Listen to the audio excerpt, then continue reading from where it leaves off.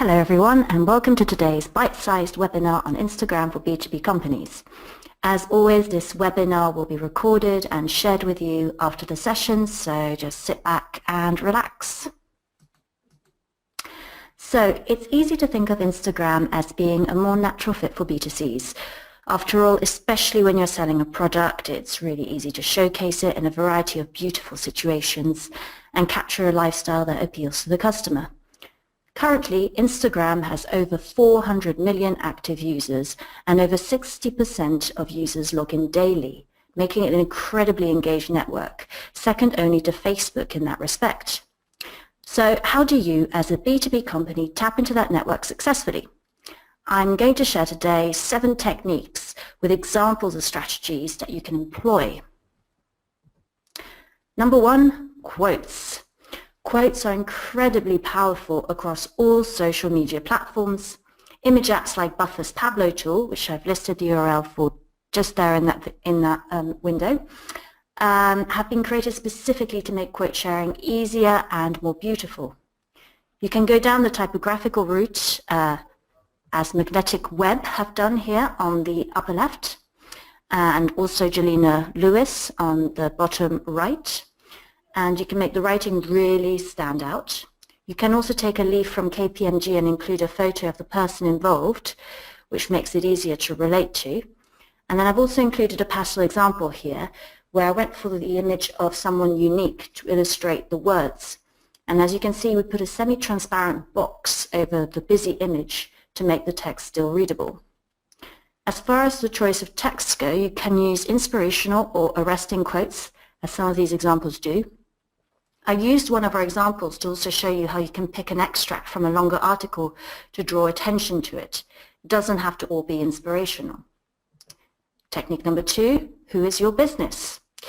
You might not have a tangible product to sell, but one strength you can harness is your own employees. Use Instagram to showcase them, as MailChimp does here in 2 examples on the upper left and the bottom right. In the top one, they've put the emphasis on an individual employee with a really striking image that showcases their personality, whilst in the second, they show off their product team. KPMG, on the other hand, show their team doing community work, while the office group shows a behind-the-scene planning section for a competition taking place in the entirety of their co-working space. Both give off a good idea of what kind of company culture they have, so it's a great way of attracting prospective employees too. You can also take pictures at events, as these examples show. Law Marketing's selfie makes it feel very personal and in the moment. Edelman shows us some of their team at a big event, while Weber and Wick have opted for taking an in-the-moment shot of a panel. Choose an angle that reflects your brand.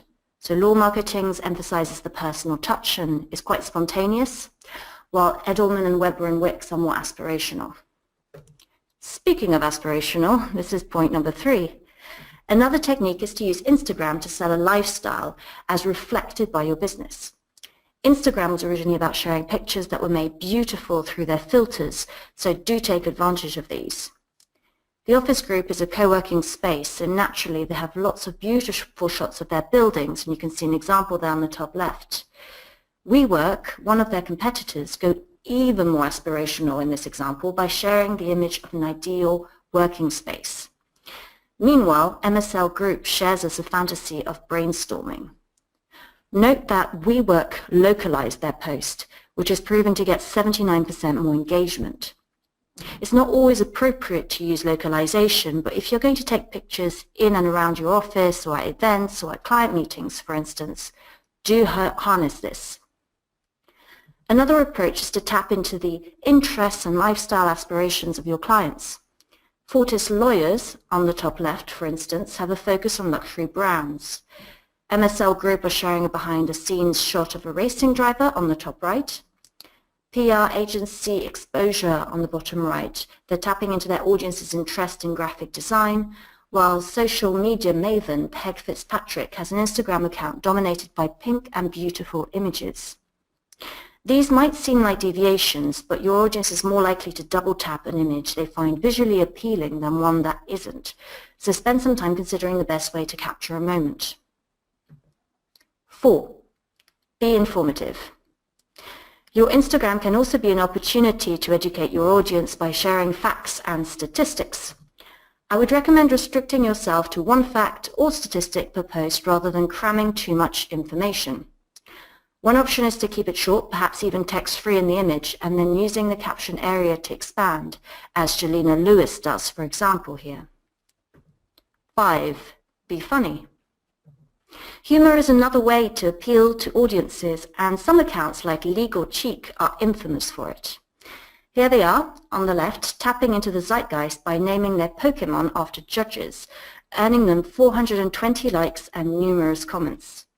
The MailChimp example is more quirky than laugh out loud funny, but it fits with their brand's aesthetic and shows how your content doesn't have to always be straight-laced to appeal.